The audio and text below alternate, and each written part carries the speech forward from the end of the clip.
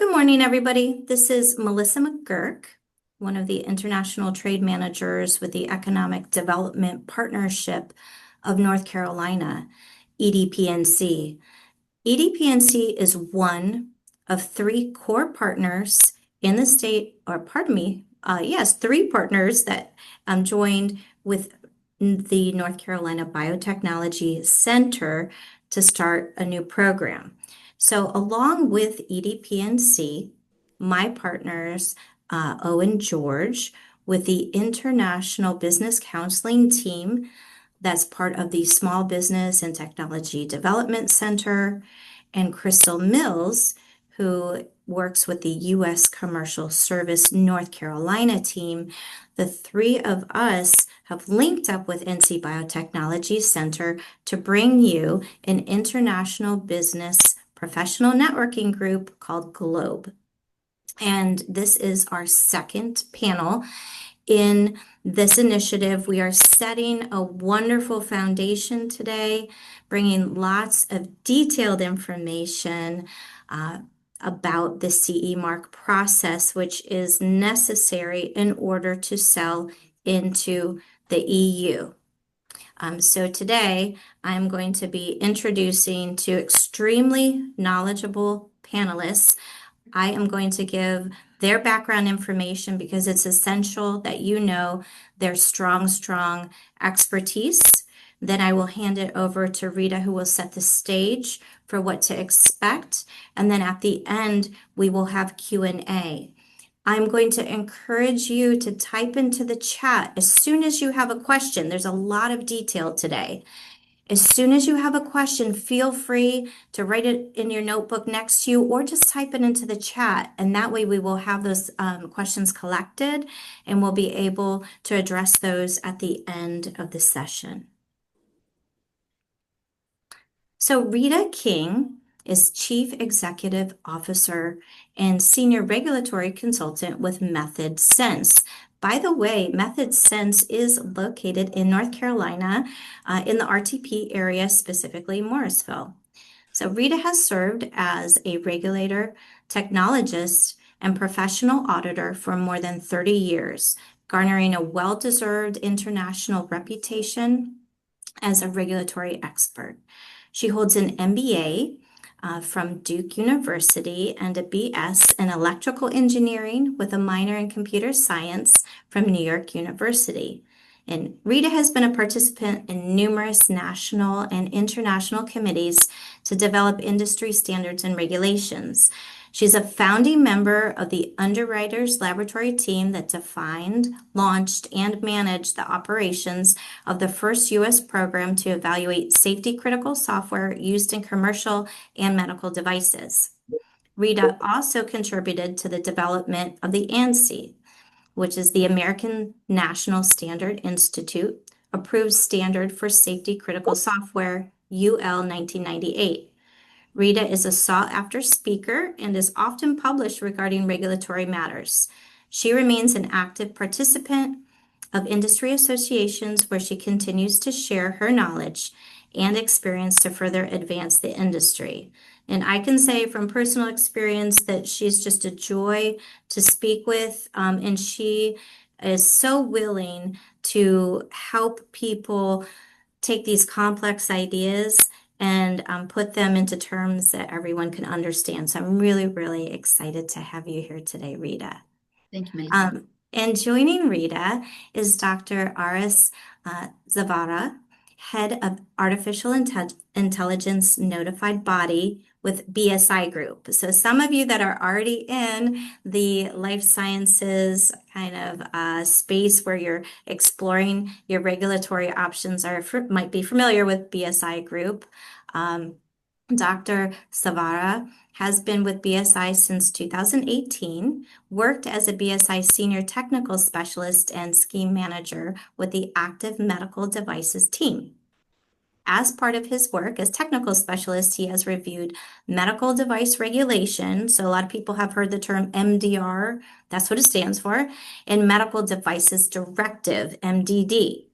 Active devices, including AI software devices. So again, he's bringing this specialized relevant background of AI software devices as well to us today. He has more than 20 years experience in medical devices, including academic lecturing for bachelor and master level biomedical engineering programs, and he holds a PhD in health informatics from City London University on artificial intelligence. Welcome to both of you. We appreciate you being here today. Thank you. Thank you, Melissa. So Rita, I will go ahead and turn it over to you to set the stage for us. Okay, wonderful. Okay, so first of all, good morning, everyone. Thank you so much for attending.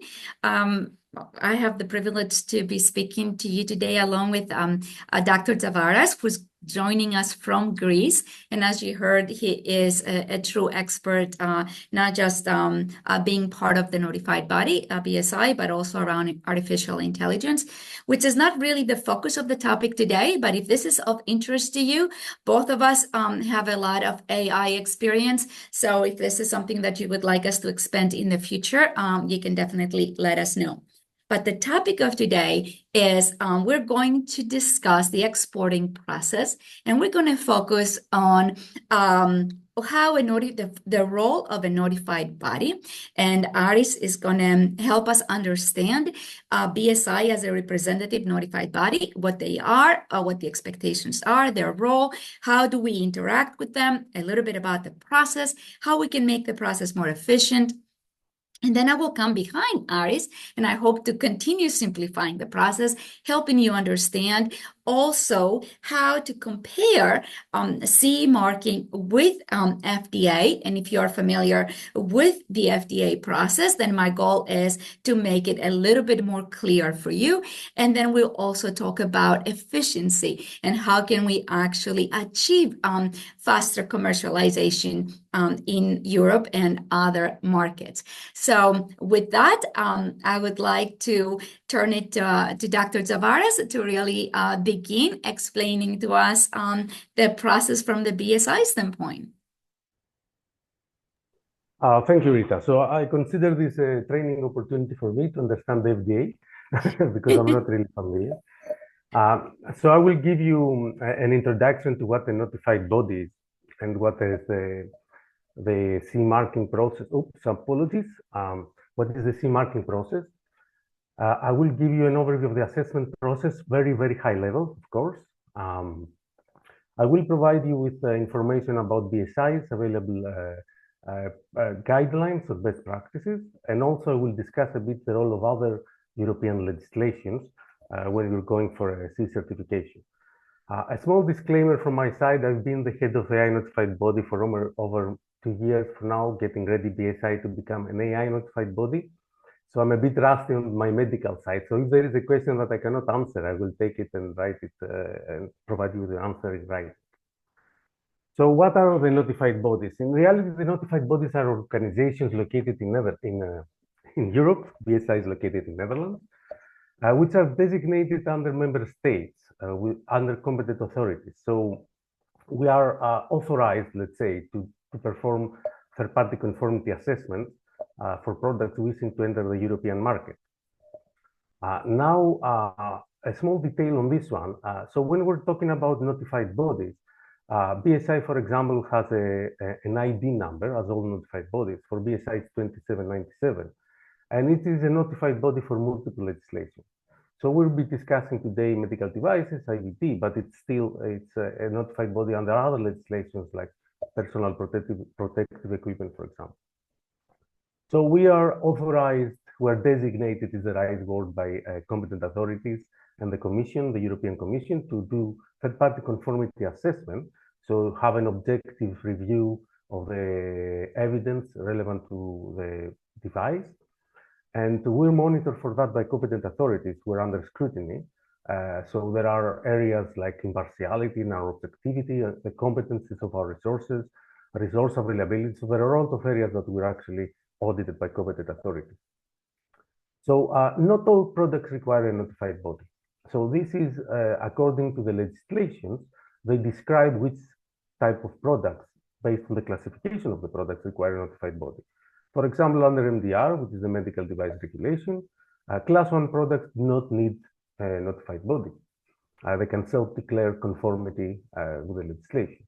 But for products like reusable, class 1, sterile, with a measuring function, and class 2 and above, a notified body is required.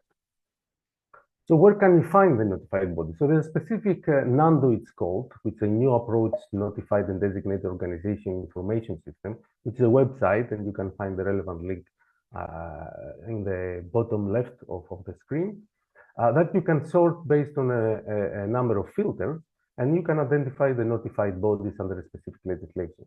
So in this case, I visited the site, I put country Netherlands, where the notified body is located. I put notification status active because it might be suspended, cancelled, or having lost the certificate for some reason. The legislation that you wish to find a notified body, and as you can see, there are 4 notified bodies in Netherlands. The one highlighted is the BSI Netherlands one. So what designation means in reality? So designations are publicly available documents, so I'm not sharing information which is confidential. On the red boxed area, you can see the designation of BSI. On the blue boxed area, you can see the designation of another notified body, Scarlet notified body. So as you can see on top, we're designated from the Ministry of Health and Welfare, and this is announced to the European Commission. So this is a very official document. And this is a simple extract of a number of pages that our designation is. So our designation is approximately 12 pages. And you can see on the table at the bottom that it describes the product and the annexes and the articles of the MDR legislation. So the product is what we can actually assess based on the coding available. As you can see in this case, the first one is MDA 0101, active implantable devices for stimulation, inhibition, and monitoring. So we can do that. We're designated for that. And we can do the conformity according to the annexes described in the third code. For other notified bodies, they have been designated to do, a less extensive type of reviews for devices. So Scarlet, as you can see on the left-hand side, it's mainly designated for software. So they can do, standalone software, medical devices software, but they cannot do each and every device. So there are notified bodies full scope as PSI, and there are notified bodies with limited scope, so they cannot review each and every device. And I'm saying that because later on we will see that there are issues around that, and I will clarify it later on what type of issues we have. So the manufacturer, when he wants to enter the European Union, the first thing he actually does is identify the classification of his system. And based on the classification of his system, which is in Europe, it's class 1, class 2A, class 2B, and class 3, with multiple class 1s underneath. So it's class 1 reusable, class 1 sterile, class 1 measuring. So once he identifies the classification based on the rules under the legislation, he needs to pick a conformity route. And what the conformity route means that you cannot choose whatever you like to be assessed under the legislation. So the most popular conformity rule is the Annex 9, which is in reality it's that the notified body is reviewing your quality management system, it's auditing your quality management system and your technical documentation, and then makes a recommendation to be certified or refuse certification. So the conformity rules, please keep in mind that are chosen by the manufacturer, are not dictated by the notified body. So coming to the next slide, I will provide you on the right-hand side of the slide. It's a very brief outline of the process. So it starts with the application to a notified body. So the application is not a simple, oh, we would like to apply for a CE certificate. It's us collecting a number of information around your quality management system, your sites, the number of employees, the type of devices you want to certify, the intended purpose. So the more information we collect, and we collect them based on requirements, not because we want, is for us to schedule a proposal and build a proposal around what type of services are required for your system. So once your application is filed from the manufacturer, a proposal is generated by BSI. The proposal is signed by the manufacturer, and then the application review phase starts, where we're actually reviewing details of the application, making sure that the appropriate resources, the appropriate scheduling will occur for the client to get a CE certificate. Now, once we schedule those resources, we have two types mainly of them. One is the quality management system assessment, which is usually audits, either on-site or hybrid, depending on a risk analysis by BSI. Those are two-stage audits. The first is a basic understanding of completeness, and the second is the actual part of the audit against the requirements. And the technical documentation, which is the review of your submitted technical documentation by a technical specialist. Now, in this case, in the technical documentation, in reality, there are two parallel assessments. One is the clinical assessment, and one is the purely technical. Depending on the type of devices, we might require, involvement of other specialists, like a microbiologist if it's a sterile device, like a medicinal product expert if it's a drug-device combination, or an MRI expert if it's an MRI magnetic resonance imaging device. So once those assessments are completed, we're getting a report and a conclusion of the outcome of those. And the conclusion is a recommendation for certification or not, which goes to another personnel in BSI, getting all the actions from BSI together, whether the right people have been involved, whether the right appropriate audit times have been used, and makes a recommendation for a certification to the decision maker. Once the decision maker recommends certification, then a certificate is issued. If he doesn't, then this leads to a refusal. So that's the a walk through all the processes. So what are common issues? So I will not use BSI's as a single point of truth on the evidence. You can see there is a study which is available on the website. You can find the link on the bottom of the page, which is a survey from multiple notified bodies. So what you can see on the left-hand side is that almost half of the clients are located outside the European Union. So the manufacturers wishing to put their product within European Union are many. Now, those type of manufacturers required someone in Europe to be the representative to be able to access the market. And on the right-hand side, you can see application refusal main reasons, and the statistics show that on the bottom, the main reason is outside the scope of the notified body's designation. So what happens is either the manufacturer misclassify their system and find that the root of conformities are not available for the system that they have classified, and then the notified body cannot perform the assessment because it's not designated. That's why in the first few slides, I said designation is very important when you're choosing a notified body. You need to make sure that the notified body can actually deliver the work, perform the assessment. So this is one of the main reasons for refusal during the application.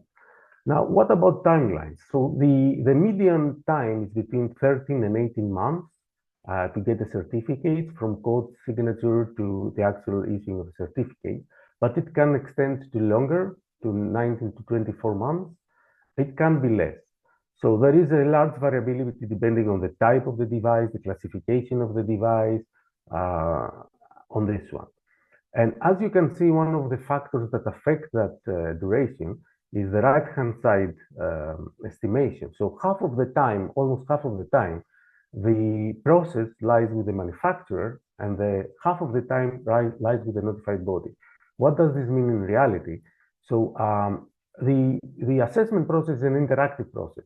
So you're submitting your technical documentation, we're doing the initial review, we're actually having requests for clarifications, questions, additional evidence. So we ask those questions back, you reply as a manufacturer. So this is a process like a table tennis. The evidence and the assessment is not always, with the notified body. And the statistics says that almost half of the time sits with the manufacturer, and this causes delays. What are the common issues? The common issues that cause delays in reality, and common issues we identify in submissions, are incomplete submissions and the structure of the technical documentation. So I will just provide you an example from my work experience as an assessor. One of the technical assessments was 20,000 pages, okay, electronically, but still 20,000 pages. The first round of questions I asked, I received 7,000 pages as additional evidence. So you can understand if it's not well structured, if you cannot search within the documents, if I cannot find the logic behind your technical documentation, it will take me forever to identify what I need. So well-structured and complete submissions is very important. Responsiveness to questions. So BSI uses the policy of 3 rounds of questions. So we're asking 3 times multiple questions, and then the ball is on the manufacturer's court. So he has to provide us with answers, with additional evidence. If he doesn't do that in a timely manner, then he might find that the assessor is no longer available because he has been assigned to another task, and he has to wait for availability for the assessor. So perfect timing is the key here. Another issue we have seen, especially in the past, when there was a transition from the MDD, the directive to MDR, was like grandfathering. So a lot of documents were relevant to the original C certificate against the directives, and there was no clear, relationship between the directive device and the regulation device. So that has been an issue in the past. And we usually find a lot of issues around equivalence and clinical benefits defined in the clinical evaluation and clear definition of the state of the art, what you're comparing against. So there are a lot of BSI guidance available. You can see there are best practice guidance for clinical evaluation, for Article 117, which is the drug device combination with medicinal, for the conformity routes to choose, the CE marking process, and also for documentation submission. So I urge you to visit BSI website and find those guidances to support you, but there are also official guidances. So there are Medical Device Coordinated Group, abbreviated MDCG, and this releases a lot of guidances. You can see a snapshot of around clinical investigation guidances. And on the left side, you can see, part of the information described by a guidance. This is an equivalence. So this clarifies that for implantable devices and class 3, the manufacturer must have a contract in place in order to show equivalence, which is a question we've been asked a lot in the past. This is not true for any other class of device and type of device. So it's very helpful to have an idea because those guidances are also guiding the notified bodies. They're not only for the manufacturers, they guide both parties. So it's a common reference. Now, when you're entering the European Union, you need to mainly be concerned with the regulation that your product falls under, like a medical device falls under MDR, an IVD device falls under IVDR. But there might be the case that multiple legislations are applicable to your product. And I will bring as an example a legislation which is very close to my heart, the AI Act, which has been released in 2024. And thankfully for the manufacturers, it's not applicable until August 2027 for AI-enabled medical devices. But once August 2027 will come and your device is AI-enabled, then you need to comply with both regulations, not only the MDR. Another typical example is the eIFQ legislation. So there was a gap in the past of how we're handling paper-based against the electronic IFQs, and this is covered by legislation. So if you're providing a product with eIFQ, you need to comply also with this legislation. So this is a very, very brief introduction. I hope it was helpful. And for all, remember, a complete and well-organized technical documentation decreases the time of the review, which is beneficial for both of us. Thank you. To you, Rita. All right. Thank you, Aris. That was very informative. I hope that everybody learned something from Aris, and I hope that as you are listening, now I'm going to bring my presentation and I will provide you a little bit more continuation to what Aris just explained to us. Let me try to share. Okay, so I'm going to bring it on our presentation mode. Okay. All right. Wonderful. Again, thank you very much, Aris. You guys already heard about me, and I will tell you more about our company as we proceed, but we are located in North Carolina and have been in business for over 25 years. So what I would like to do is I would like to take what we heard from Aris and also do a little bit of comparison with the US market to help us, for those of us that maybe are a little bit more familiar with the US, and to do a little bit of comparison, make it simpler as we're thinking about our CE marking process. So the first thing that Aris explained to us is that the notified body is an independent party, that it is actually designated by EU competent authorities to be able to perform this regulatory assessment. In the US, though, we have the FDA, and the FDA is a government body that is managed and actually reports to the Health and Human Services, and the oversight is by Congress. So the differences just begin. In the CE marking, when you go through a CE marking, you need to go via a notified body, which you have a selection process. BSI is a very prestigious entity that we're going to very likely to have Aris with us, but there are other notified bodies as well. When you're going through, and at the end, you will receive a certificate by the notified body. On the other hand, you only have the FDA. So in the US, we submit via the Food and Drug Administration. And for medical devices, it's CDRH is the branch of the FDA that we are dealing with. And you do not get a certificate. You do get a letter, hard to frame, but certainly you get a letter that it tells you that you have clearance or approval to be able to get your product to market. In both markets, we are expected to have a quality management system. We still have two different formats in a way, or two different regulations, if we could call them this. They are different regulations. In the EU, we are talking about compliance with ISO 13485. While in the US, we're talking about compliance with 21 CFR Part 820. A lot of similarities between the two, and there has been a lot of effort for harmonization.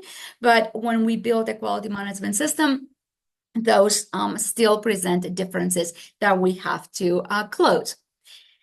The classification system, Aris already explained to us. In Europe, for a medical device, we have 4 different classifications. We have Class 1, Class 2A, Class 2B, and Class 3, while for the FDA, we have 3 classes, Class 1, 2, and 3.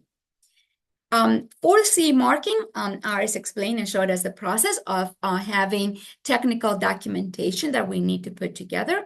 While for the FDA, we have different types of submission depending on the classification of our device. And you may have heard of things like a 510K, a de novo, or a PMA, a pre-market approval, as it also called.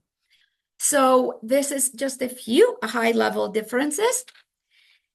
The timeline, something that we're all very interested in, and this is something that usually when we get funding from investors is the first question that we get asked. How long will it take? So for the FDA, and particularly under the new administration that we are now, the deadlines are even more important. FDA, again, as a government entity, has performance requirements.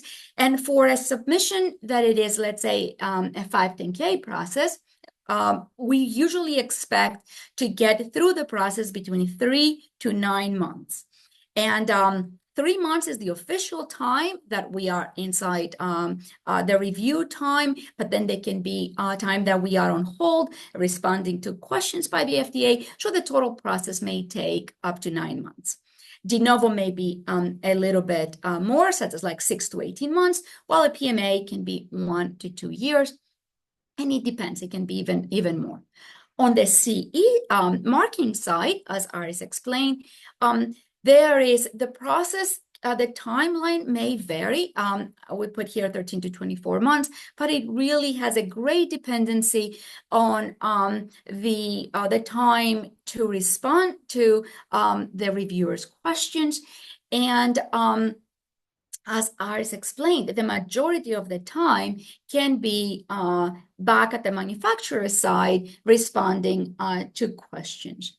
So, but similar with the FDA, only that we have a little bit more defined time. But as Aris explained, we have 3 review cycles with a notified body, while with the FDA, actually, you usually have 1 cycle if you're put on hold under a 510K, while you could have multiple interactive questions if you're not put on hold. So a little bit different systems, and again, the timeline a little bit different. When we're thinking about going to market, we are a lot of times talking about there are 3 different strategic scenarios that we need to explore. So one can be going to the FDA first and then following by CE marking. Another one can be CE marking first, following by FDA. And the last one can be to do both of them in parallel. So then the question that we get a lot of times is, which one is the best way to consider?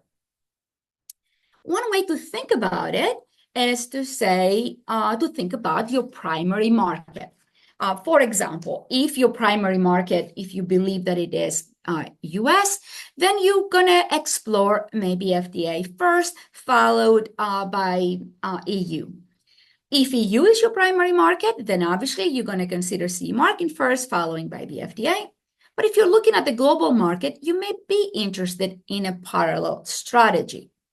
And when we think about parallel strategies, we have to really figure out how do we achieve such a thing. And that's why we thought that it's going to be helpful to look at those 2 markets at the same time and try to explore a little bit similarities and differences. So where do we start? So the first place to start is to think about creating some sort of an evaluation. We call it here at MethodSets a regulatory strategy or a regulatory roadmap, where we take the product and we try to understand the goals of the business, because again, your market can define your goals, your timeline may define your goals, your preparations may also define which market we need to go to. We also want to confirm as a next step whether we are a medical device. So it's possible that depending on the regulations and how and where they are, it could be that in one market, we have the potential of creating a version of our product that maybe is not a medical device, and that gives us quicker access to market. While in the other market, let's say the EU market, we may not have another potential, and therefore we have to be thinking that we could go in parallel, but in one market as a medical device, in the other market as not a medical device.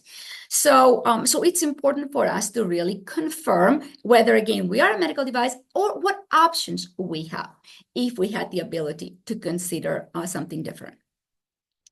Then we need to understand the classification. As Aris and I explained also earlier, we have 4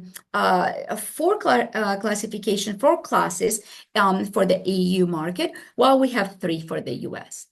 Also, because we are a class, let's say 1 device in Europe, it doesn't mean that you're going to be a class 1 device in the US. So you have to really understand the definitions, what you are as a medical device, and what is the classification. That may also inform us as to what is the fastest pathway or the fastest market to consider.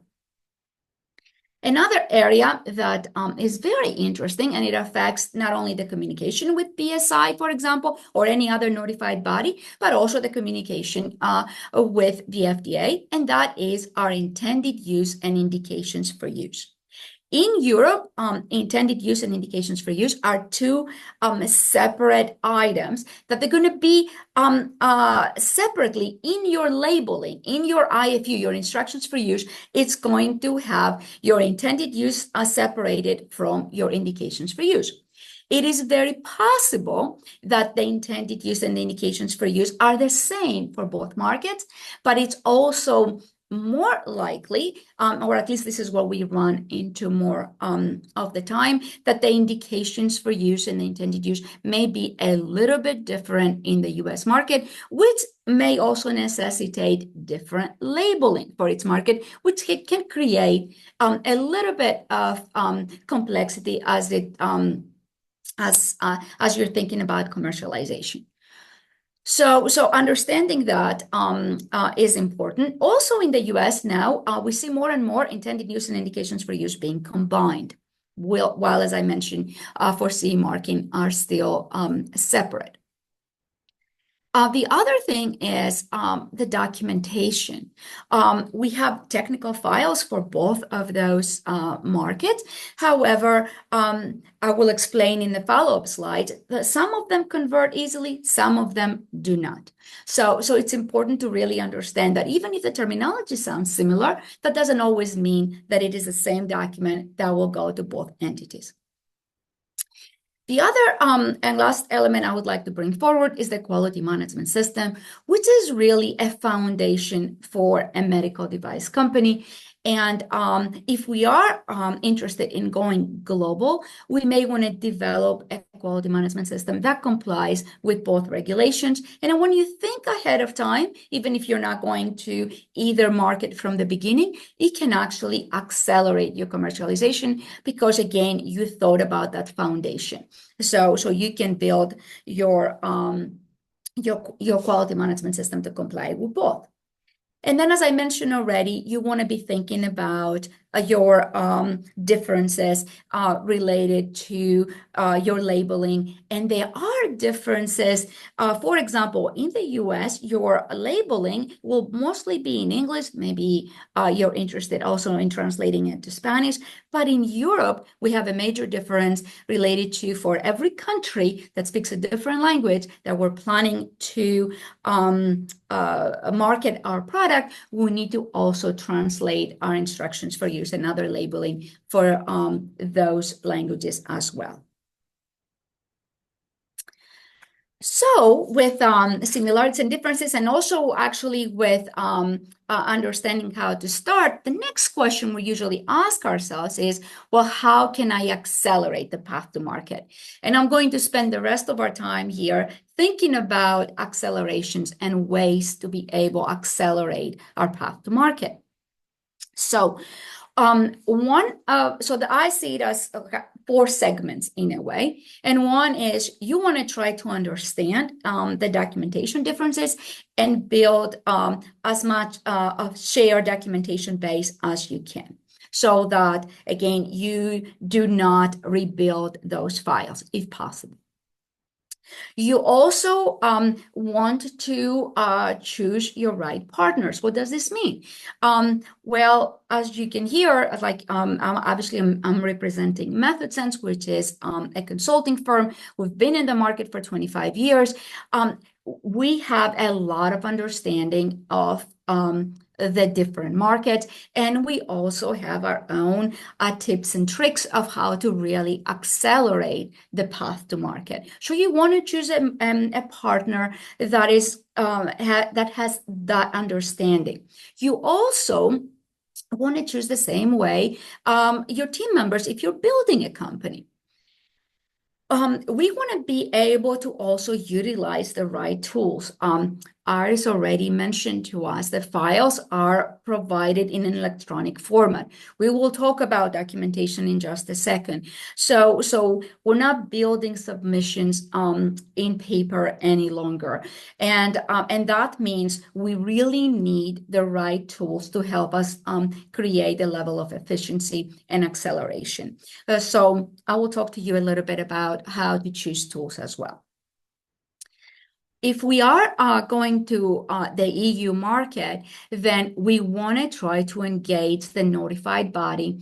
First of all, choose it because, as Iris explained to us, there are different notified bodies, and some of them have different expertise and different focus. So we need to choose the right notified body that has an understanding about our device and also can serve them our device, I should say. The certification for our device. And we want to engage them early in the process. Same thing for the FDA. We have multiple ways where we can engage FDA early to make sure that they understand our product and to make sure that we have the same thinking process about expectations. So I believe that those are like the 4 key elements. And what I would like to do next is to give you a little bit of an idea of the type of documents that go inside the inside a submission for both sides. Again, very high level. Iris did the same thing from a different standpoint. And then I would like to help you understand some of those common elements and how they look like.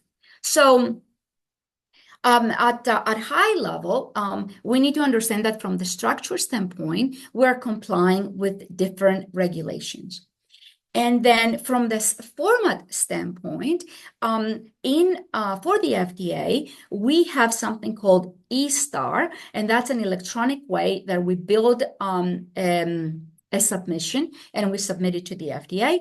And then each notified body has, for simplicity, let's say different portals that we actually build the structure of our technical documentation and we submit it for their review.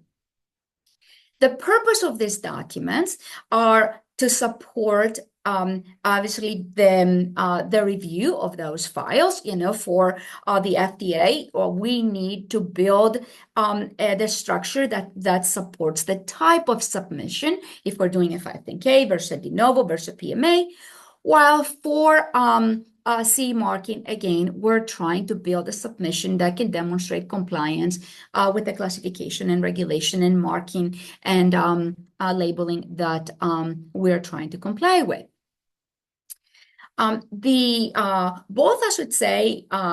Both markets provide different guidance, and it's important for us to understand them and to try to follow them. And the review body for the FDA, I'm not going to go into the details. There is a lot of structure within the FDA and different types of categorizations and different groups, depending on the not classification only, but also depending on the product code of our product.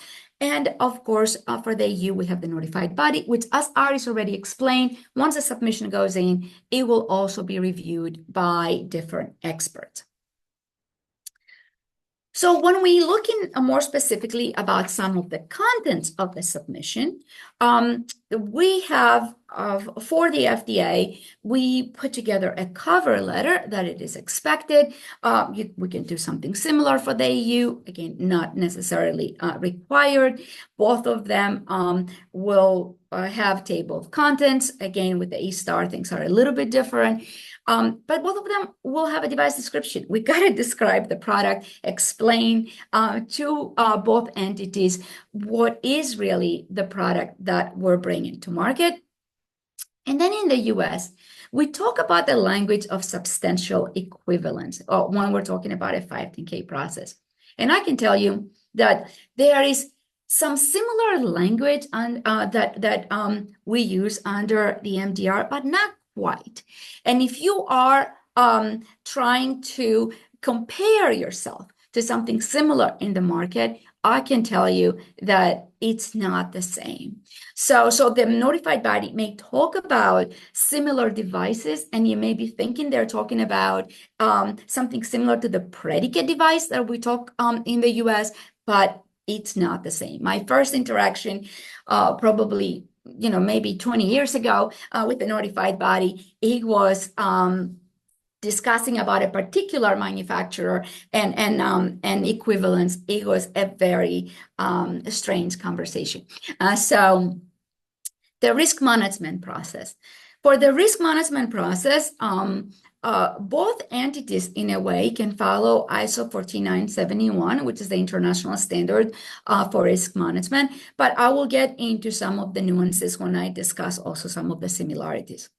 Labeling, I already explained. There is a lot of both similarities and differences. If you can plan for it, if you think that if you want to have the same exact product for both markets, there are ways to think about it, but it starts with your intended use and indications for use, and then how we will present those that labeling for each market. When it comes to software, again, there are expectations by the FDA of what type of software, what is the role of the software inside your medical device. And then depending on its risk that it contributes, then you may have a different amount or level of documentation that you will provide to your submission. While for the EU market, we need to comply with the international standard for compliance for product life cycle, software development life cycle, which is also known as IEC 62304. When it comes to clinical, to testing, to post-market, there are again a lot more similarities and differences here. When it comes to biocompatibility, if we do biocompatibility testing for one market, it's very possible and and most likely we will be able to transfer that testing to, let's say, the EU market as well. Same thing for performance testing. But when it comes to clinical evaluation, we are speaking two different languages there. If clinical testing is necessary, then we have some advantages with the European Union, because FDA also accepts some, if you've done clinical testing in Europe, it actually accepts part of the population for your US submission. But when we are talking about the clinical evaluation plan and report, there is tremendous guidance and expectations that, as Iris already explained, it's one of the areas where challenges happen inside a submission for the EU market, and we will need to explore much further and in more detail. There are differences also in post-market surveillance. For example, you don't explain that as part of your submission, 510K or de novo, while it's necessary when we put together a technical file for the EU. So again, declaration of conformity, different terminology here in language. It's not applicable for the FDA, but it's required for the CE mark. And we talked a little bit about the quality management system, and we will explain it a little bit later as well. So let's look for a second, what are some of those reusable components, or those that can help us accelerate the submission to both markets, particularly if we're going to go to both markets in parallel. And I mentioned risk management. Again, if we comply with ISO 14971, which is, again, the standard for risk management, we can build a risk management file for both markets, assuming, of course, again, that the same product goes to both markets. There are nuances, though.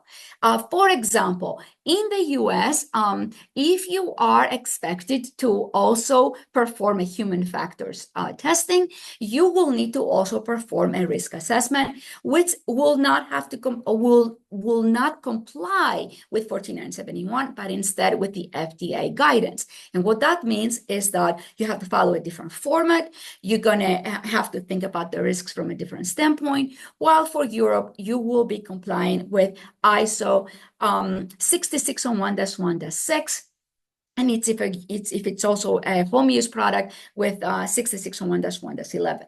So we have differences in the risk management, but we can definitely create a fantastic foundation starting with processes and procedures. Your clinical data, I kind of hinted earlier, your clinical data, while depending on what you're trying to accomplish and what's the purpose of your clinical data, you may need additional, let's say, users from, let's say, the US population. But if you have already performed a study in Europe with the European population, I can tell you that you can count that approximately 25% of your data may be able to be reused. So that's a great advantage, but you may still need additional clinical data. But processes can be very similar, and again, a good foundation and a good plan and strategy can help us accomplish a lot. When it comes to testing and validation, that's one area that I believe we can definitely create a lot of common elements around, again, performance, around the type of testing. But again, we have to evaluate carefully what is different about our product. But most likely, this is one area that, again, we can really reutilize for both markets, unless we're dealing with special controls, as FDA calls it, or other differences for the specific product. I believe that a level or a way to efficiency comes via your quality management system, which has to be well designed to be able to be to apply to both markets. So I'm not going to spend a lot of time here, but I just want to be able to share that you could have, again, as I mentioned, a structure under ISO 13485, and you can potentially have it apply both for the FDA under 820 and also CE marking under again the 13485. Now, I would like to spend a few minutes to be able to help you understand, as you hear, because there's a level of complexity.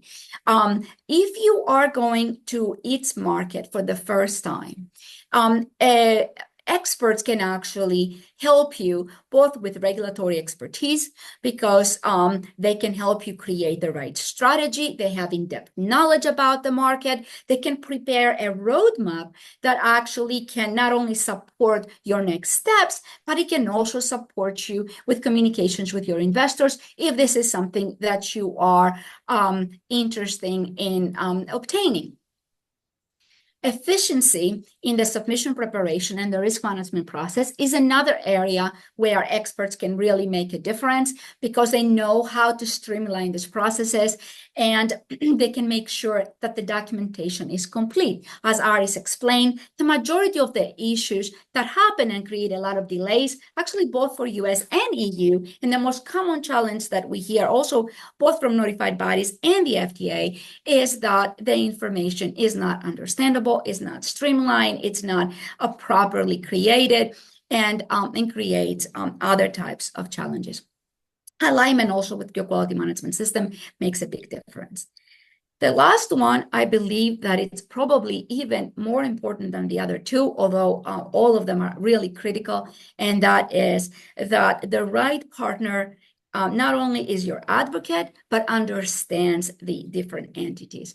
For example, MethodSense, we've been working with the FDA for over 25 years. I've been working with notified bodies and the FDA for over 35 years.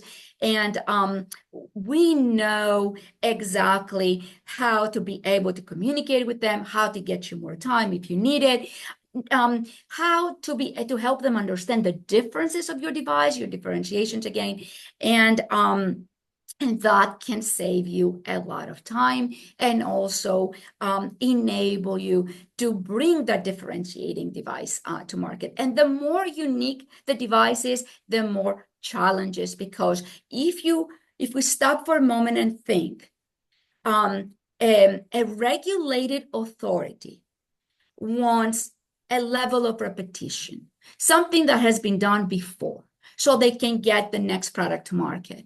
But us as industry, we want the uniqueness. We want something that's differentiating, and that can potentially clash. And this is where, again, an experienced partner can really make a difference. With the partner comes technology. And you want to really make sure that you have the right platform. Everybody today builds quality management systems via electronically. Hopefully, we don't have them in filing cabinets anymore, although you still hear sometimes that my procedure is locked in a cabinet, but it's really not in compliance anymore. So the first product that a lot of times companies look to buy is an EQMS. And then comes the document control and the version tracking and sharing information with other collaborators and preparing submissions, streamlining workflows. But that's what a platform can actually do. So if you choose the right platform, instead of buying the document management solution and the EQMS solution and the submission solution and the real-time collaboration solution, you can have potentially a platform that can actually do all this and more. And what does this mean? Well, that means that you can get to your submissions faster. You can create a lot more efficiency as you're building those submissions. And when you talk about the common elements, being able to utilize them for both type of submissions. We don't even have offices anymore. We are virtual. We have consultants and employees and partners all over the world. The right platform can bring them all together to build this type of submissions. And then we have audits. Audits can be surprise audits, can be like audits that they are well defined. And what we're looking for is to make sure that we actually create products that they are audit ready, and that's what a platform can do. So, Rita, so we're almost at time. What I just wanted to offer up for panelists and for attendees, if you all have the time to go beyond, then I welcome this to continue to get Q&A in and just to benefit fully. But I wanted to let people know that we are almost at the hour. So for those that need to drop, I want to let you know that we are going to send a follow-up email with a copy of the presentations. I also encourage you to look at the email addresses in the chat and reach out for a personalized one-on-one follow-up. And I will let you know if a recording will be able to be posted. So thank you. If you need to drop, then we will be respectful of that, and we appreciate you attending. If any of the panelists or attendees are able to hold on the line a little longer, then we welcome the conversation to continue. So Rita, go ahead. Thank you. So I will give you a couple more thoughts. I hope that this has been helpful. But basically, selecting the regulatory process that we are discussing does not have to be such an overwhelming process. Again, selecting the right processes along with the right tools can really make a big difference. We welcome the opportunity to speak with you. We are a local company that works globally, so MethodSense can actually support you both in the submission as well as your communication with your investors and bring again the right tools together. And we're also the developers of a great platform that can truly streamline the process, create savings, and take you to a global market a lot faster. So again, we hope that you learned something from this. And we're here to be able to answer any additional questions for anyone who's interested in staying and hearing us out. Thank you, Rita. Yeah, I think that Bilal might have a question. Do you want to chime in, Bilal? Hi, thank you for the opportunity. Very interesting to hear your perspective. So we are class 1 device, software as medical device. How do you suggest doing QMS or CE filing for that? Because even though we are software as medical device, class 1 falls into self-categorization. Aris, do you want to share? Is it class 1 under FDA or under MDR? Both. It's both. Okay, so the basic, so we cannot provide consultancies as notified bodies. We cannot do any consultancy, but I can provide you, like links to specific areas. So even though you don't require a notified body if you're a class 1, you still need to comply with the requirements of the QMS aspects of the regulation. So there are two approaches in general. There are two ways of proving that you have done that as a company. One is go for a C certificate, not for a 13485 certification, making sure that you got the certificate, that you show to your auditors that you actually comply. But it is acceptable that you don't have the certification, but you comply with the requirements. So this is actually the manufacturer's choice. I can tell you statistically that most of the clients, the manufacturers, go for a 13485 certification just to be on the safe side. But this is the preference of the manufacturer. All ISO standards are voluntary. Are voluntary, yes. So, Pilar, did we answer your question? And of course, for the FDA, you already mentioned if you're not, if you're a medical device as a class 1, then of course you need to register your product. But if you're not, you have more freedom in the US. Yeah, thank you. Welcome. We have to, I think, for the concern of the product and investors, going through some kind of registration is always a good idea, even if it's class 1. But if you are, actually, you're going to have to understand that if you are a medical device and you are a class 1 medical device for the US, you're required to register. If you're not a medical device, then of course you're not going to register, because the minute that you register as a medical device under a particular regulation and product code, you are immediately subject to audit. So now there are different reasons, and it's a good point that you bring it forward. Do I have an advantage if I'm a medical device? And I think from sometimes the investor may see more value in a medical device versus a non-medical device, depending on how big the market is. At the same time, investors may see it as a barrier. So it could be also reimbursement issues and other types of things that come forward that can make the equation more interesting. Happy to discuss. Obviously, that's our purpose in life as MethodSense, to do exactly the opposite of what Aris do, to consult. So if you have additional questions, we will be delighted to help you out. Thank you. You're welcome. Do you have any other questions from companies?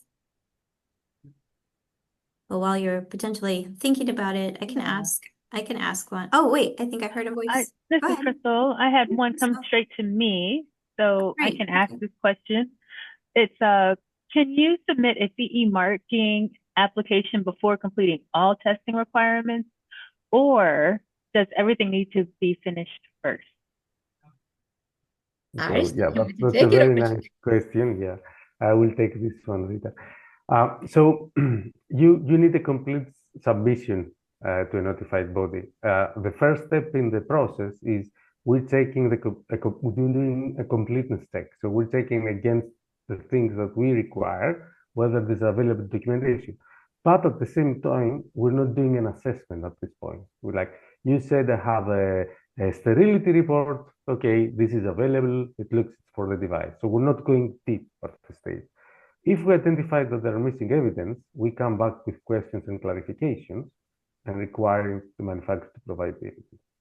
So my suggestion is the more prepared you are, the faster it will be.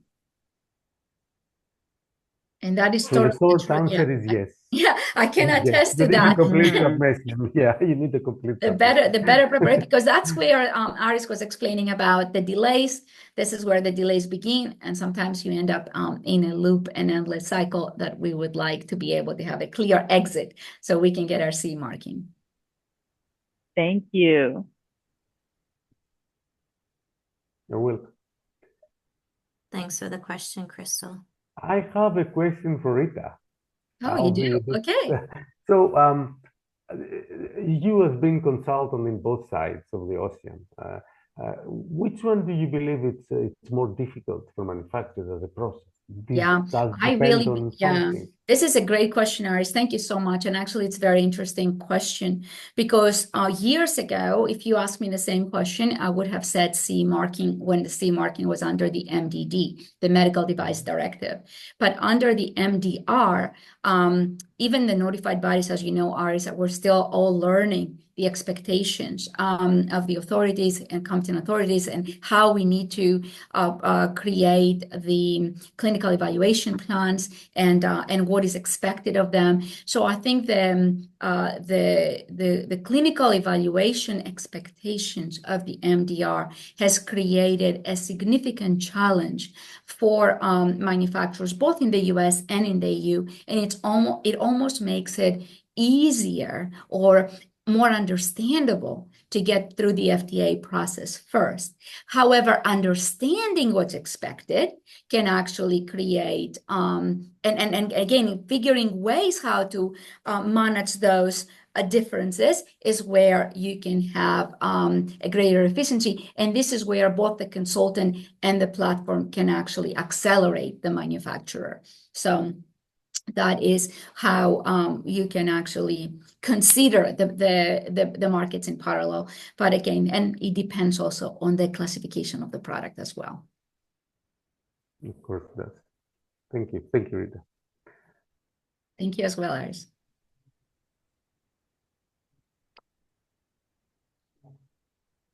So I can ask a question too. Have you all ever experienced working with a client where they have the FDA clearance, but then they go to get the CE mark and it doesn't work out? Can you talk us through if that's happened? Is there ways to deal with that? I don't know. Is there anything that people could have done to help prevent that?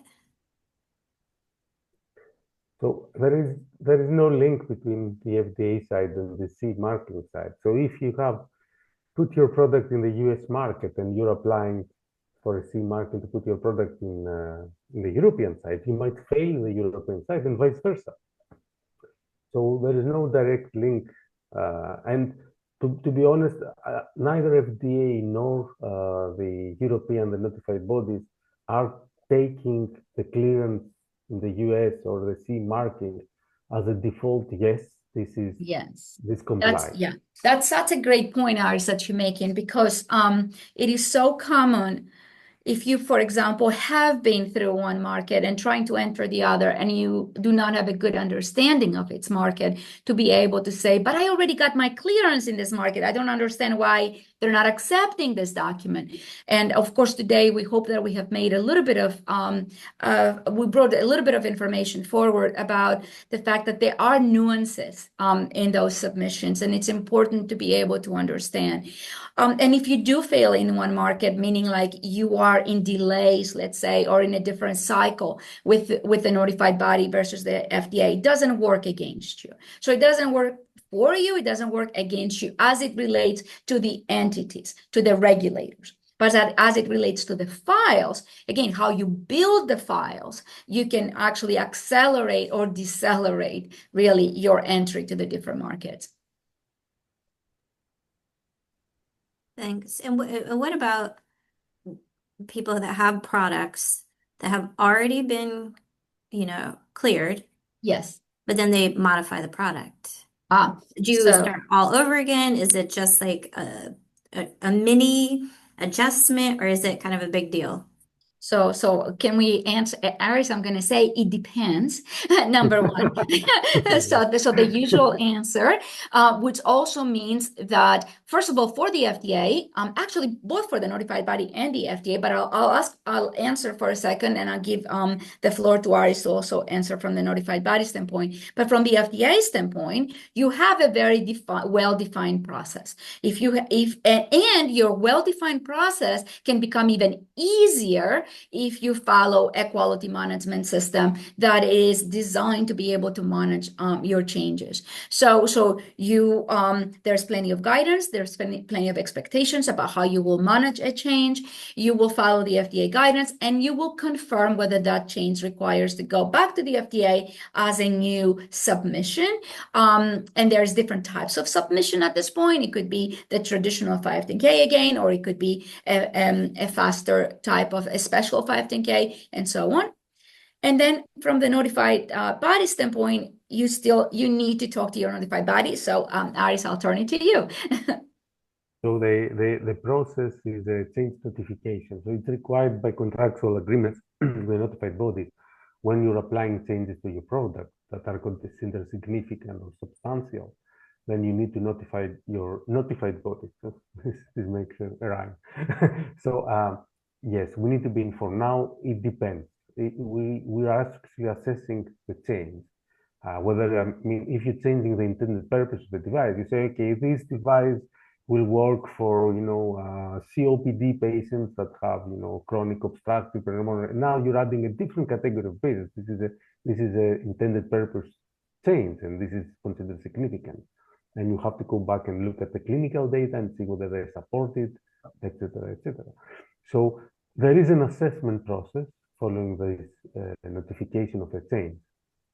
And you can get away with it with nothing if it's not a significant one, if it's not considered a significant one, or you might end up with additional audit.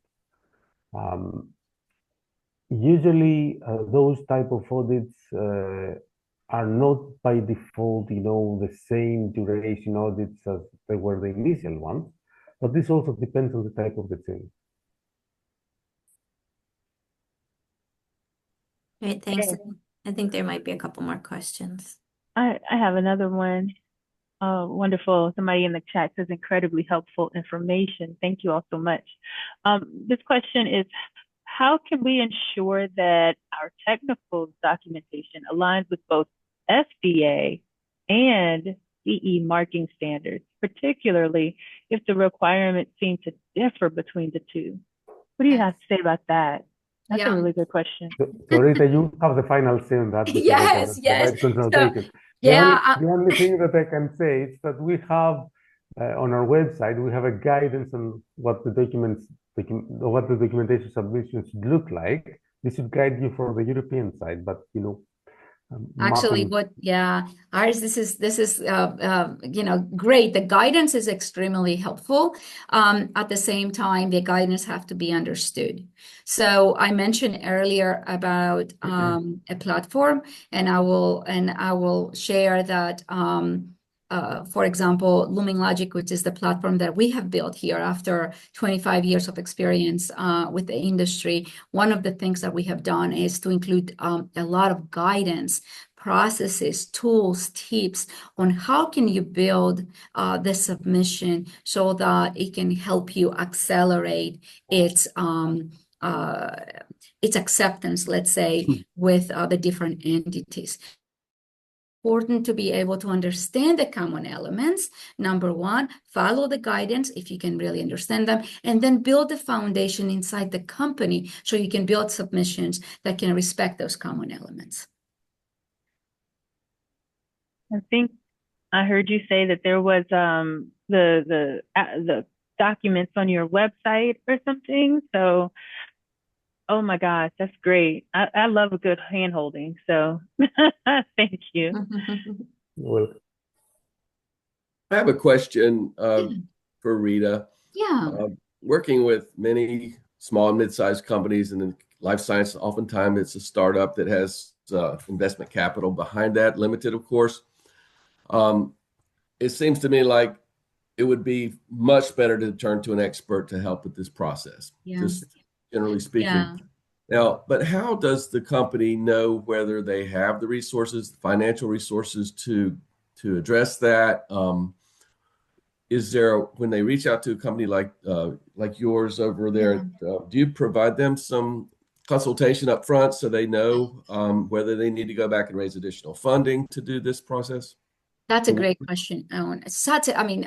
It's like we're so interested even as like a human being to human being, interested in so much in helping people accelerate these great ideas that they have to bring medical devices to market. So yes, the way that it works is as follows. First of all, we welcome anyone who has follow-up questions or would like to understand the process better to contact us at MethodSense, and my contact information is on our slides. However, when it comes to do we have enough funds? Do we understand the process? How can we communicate to the investors? This is something that it is in the core of every medical device, and we address it first with a consultation, then with a very short project that it's called the regulatory roadmap or the regulatory strategy.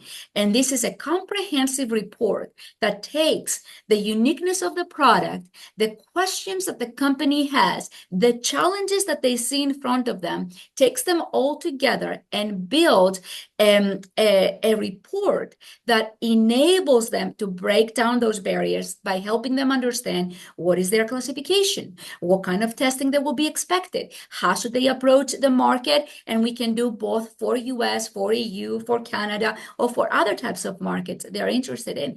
And then, because we're also business owners and we're also business experts, we also help them and we consult with their investors as well to help them understand the language, make them look like experts. And then again, the reason that we went through all this length to create this very unique platform is so that we can give additional confidence to that small company that wants to really accelerate and get to the exit point as well, not just to the submission, because we know that for the medical device company, the submission is a milestone to commercialization, but eventually they're trying to reach that exit. Our goal is to enable faster commercialization and greater exits. So that's what we do. So we support with an initial conversation and then bring the necessary tools together to support each entity. Well, it sounds like we have an amazing resource here in North Carolina to support this vibrant community of life sciences. So thank you, Rita, and thank you as well. Aris as well. Yes, thank you both. This has been extremely detailed and well thought out. And we appreciate your expertise and your time. And I will be ending the recording now and still inviting people to stay for another couple minutes, but let me go ahead and